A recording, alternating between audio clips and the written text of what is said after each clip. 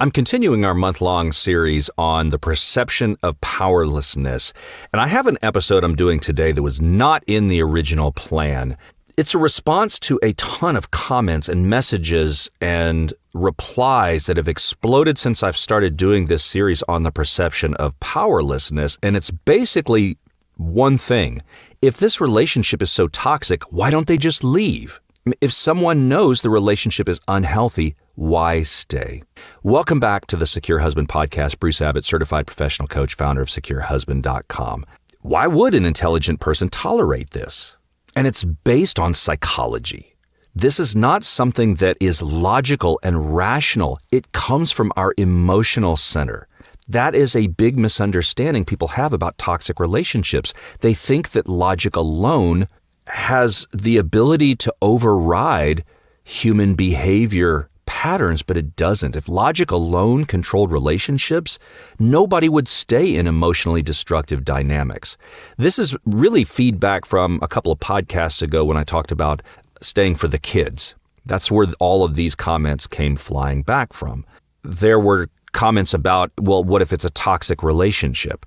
And the thing about my podcast, I've said this before, the toxic relationships, truly narcissistic relationships are kind of outliers. The men that I work with are good men, as I've said, married to good women, but there are wounds, childhood wounds going on in both of them, which feed attachment styles. So that's why you have a dismissive avoidant. That's why you have a fearful avoidant who leans anxious, or an anxious preoccupied. So what you have here is you have, for the most part, the men that I work with, the men that are listeners to this podcast, they're not necessarily in a toxic relationship, although sometimes there are some toxic behaviors that pop up from time to time. But there are some that are in toxic relationships. This is for you. Logic alone is not enough, because otherwise, why would you stay in emotional starvation or relationships where your needs continually go unmet, or worse, betrayal, ignoring boundaries, but really even just chronic disconnection? Because the guys who stay the longest, and again, because I have some female listeners to this, but this is geared at men, both genders apply, so I understand that. But most men who stay the longest are usually highly intelligent, highly self-aware men. Why do they stay? Relationships are not governed primarily by logic. It's your attachment systems. It's your nervous system conditioning, identity, reward pathways, emotional regulation capacity. It's that subconscious, that programming that started when you were a kid. It's fear of emotional pain. And until you understand those things, you're going to judge yourself or judge others without understanding what is actually going on beneath the surface, subconsciously. And that's one of the first things that people need to understand is intelligence doesn't protect you from staying in unhealthy relationships. In many cases, it actually makes you more likely to stay because highly intelligent people are usually exceptional problem solvers. I mean, they're fixers. We always joke about, we're men, we're fixers. We solve problems, we analyze systems, we troubleshoot, we strategize and optimize. Logic works well professionally, and you unconsciously apply that same approach to your relationship. If I communicate better, if I understand attachment styles better, if I learn enough, then I can solve this. Even just becoming more secure, if it's done really from a logic perspective and not somatic where it's deep down subconsciously in your core, it gets really complicated. This idea that I can solve this, I can improve the relationship. And it's important to understand that to have that hope, to have that desire is not bad. But unlike internet culture, the Reddit forums that say, just leave, real relationships, they're more nuanced than that. And that's what I was getting at when we talked about having kids involved. And what do you do when there's children involved? Many marriages do improve dramatically when one partner heals their insecurities, hence the idea behind the secure husband. When someone takes the initiative to regulate their nervous system and you stop chasing, you stop overfunctioning, and you start showing up securely. That's what happened in my situation. My marriage improved dramatically when I took the lead and set the tone in my marriage. And I've watched countless coaching clients improve theirs that same way. But you can get caught in a trap because the intelligent person It's not irrational that they're staying, but they're applying the same persistence and analytical thinking that has worked everywhere else in their life to the relationship. There's a lot of psychology behind this. Our brain can rewrite reality. There's a term from psychology called cognitive dissonance. It's when your beliefs and your values do not align with your behaviors. Your brain hates this tension, so it tries to reduce it. For example, if you value self-respect and emotional safety and honesty and healthy connection, but your behavior is staying in a relationship that repeatedly hurts you, that creates this internal psychological tension. So what does the brain do? It starts rewriting reality. You begin minimizing things. Well, it's not that bad. It's not bad enough to leave. She's still a great mom. We still have good moments. At least she's not cheating. It could be worse. You build up small positive moments to justify remaining in a painful situation. That's not a weakness. It literally is the mind trying to reduce psychological discomfort, because facing the truth may feel emotionally devastating to you. I've talked about intermittent reinforcement before. It's the driving force behind addictions. Intermittent reinforcement, that's when the rewards happen unpredictably. She's hot and cold. You're distant. Then all of a sudden she makes a little comment. Wow, was that something that sounds like we might have intimacy tonight? Have sex tonight? That was almost like a little flirting comment. And then all of a sudden you're just like the little rat in the cage with the unpredictable lever of the pellet. And so later on, you guys are in bed later and it's like, all right, she's ready to go. And then she's frustrated that why are you initiating? Or she goes to sleep and you're like, okay, wait a minute. The reward is unpredictable. Sometimes it happens and it's just enough to keep you hooked in, because psychologically, those unpredictable rewards create the strongest emotional addiction. That's the same mechanism behind social media and its addiction, and even gambling. Those do not involve physical addictive chemicals like nicotine or alcohol or drugs and stuff, but it's the dopamine reward behind that. And it absolutely happens in relationships. And that's why men will stick around, because if a relationship were miserable 100% of the time, most people would get out of there. But toxic relationships usually have some intermittent moments of affection, warmth, intimacy, connection. It could be laughter, closeness, validation. Those moments will light up your nervous system with dopamine and relief and hope, and now your brain starts chasing the return of those moments. You become attached not to the overall relationship, but to the hope of the good version returning. That's why you hear men say, when things are good, they're good, but they're not always good. Exactly. That's the reinforcement loop. Your nervous system becomes conditioned to wait for relief, and uncertainty intensifies attachment. And just look at the science behind attachment styles and attachment patterns. Those are wounds. Those attachment wounds become self-fulfilling prophecies. Insecure attachment styles create these self-feeding loops. An anxious person fears abandonment. So what do? They pursue harder. They over-focus on connection, hyper-monitor the relationship, which overwhelms the partner, causing their withdrawal. Then the anxious person says, see, I knew I'd be abandoned.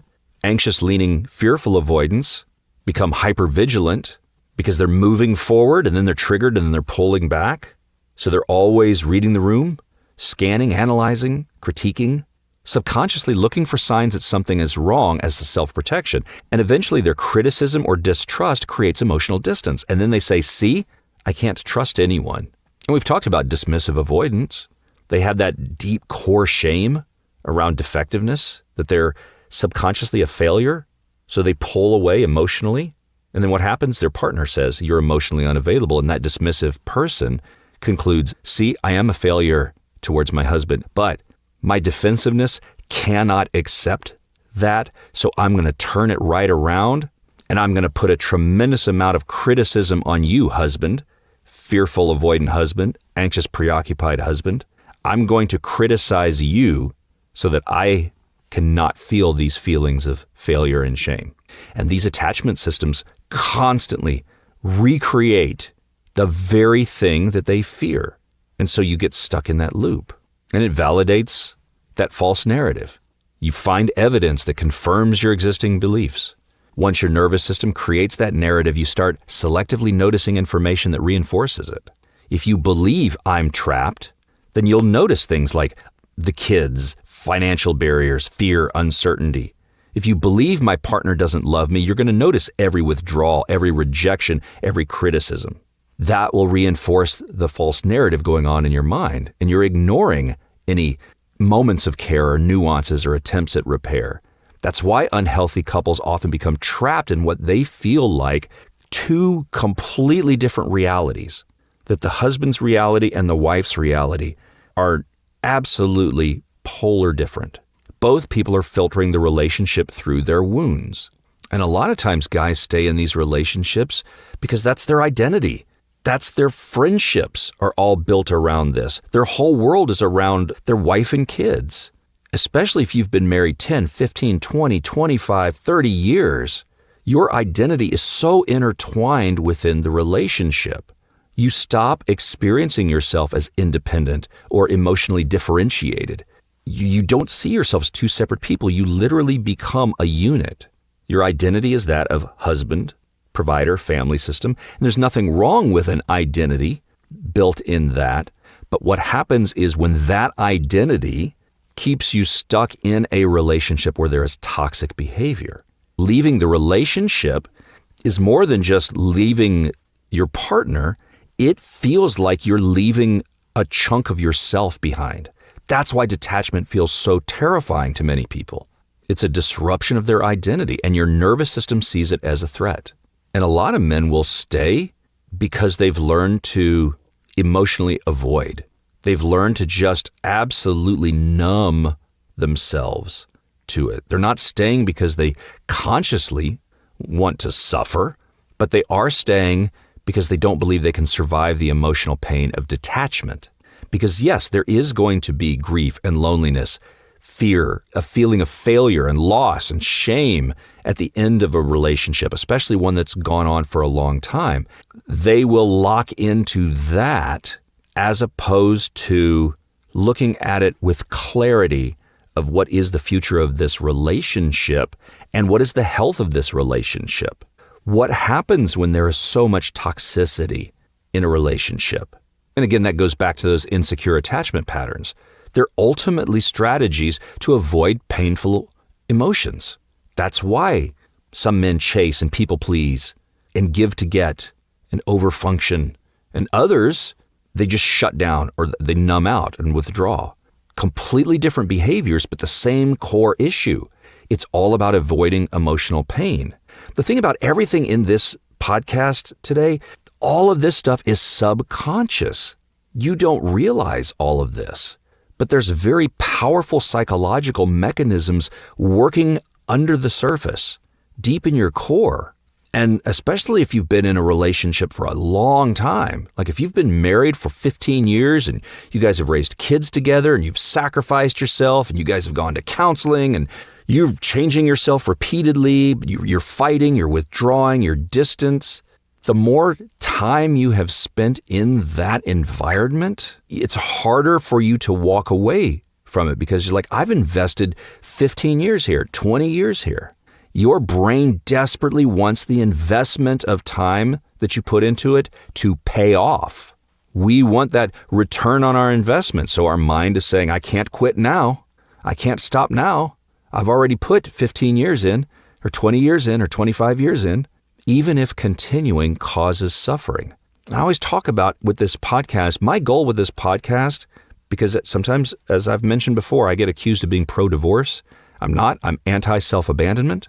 Sometimes we have stayed in these relationships purely from an investment perspective. I have to keep going. I've put in so much time. If I, throw this all away, I've thrown away the last 20 years. People continue investing because they've invested already so much time. But if you're self-abandoning, that creates a lot of resentment. Resentment is self-abandonment that is turned inwards because you become resentful. Not only to your partner, if you're suppressing your needs, if you're tolerating chronic disrespect, if you're avoiding boundaries that need to be established, Yes, you become resentful, but not only towards your wife, but towards yourself. Because deep down, part of you knows you're abandoning yourself to preserve this connection for all the reasons that I've talked about in this episode. That's why healing yourself is so important. That's why it changes the entire dynamic. I did this episode again, not to make you feel powerless, but just the opposite, because this is the perception of powerlessness. It's not to make you feel hopeless, but it is meant to help you see the big picture, to see why, if you are in a toxic relationship, why you have stayed. And maybe that is something that needs to be really re-examined.